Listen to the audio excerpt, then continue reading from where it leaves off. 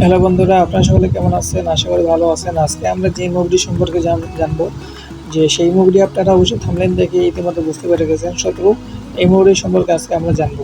শত্রু 2023 সালের একটি ভারতীয় বাংলাদেশি পুলিশ অ্যাকশন থ্রিলার চলচ্চিত্র। এই মুভিটির পরিচালক ছিলেন যে সুমন ধর।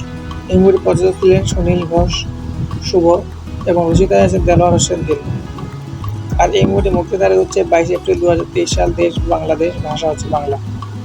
এই মুভিটির মুক্তির তারিখ সম্পর্কে বলতে গেলে এই ছবিটি ঈদ উল ফিতরের দিনে 22 এপ্রিল 2023 তারিখে 33টি সিনেমা হলে মুক্তি পায় এই মুভিটি।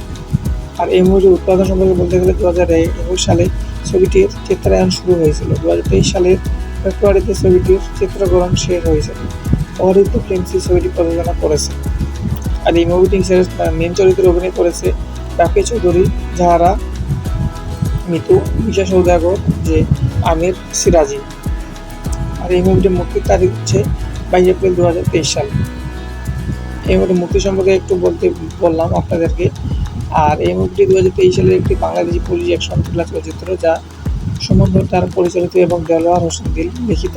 প্রধান চরিত্রে অভিনয় করেছেন বাপ্পি চৌধুরী, যাহারা যে মিতু এবং মিশা সৌদাগর। প্রমোদ ফিল্মসের ব্যানারে ছবিটি প্রযোজনা করেছেন সুনীল শুভ।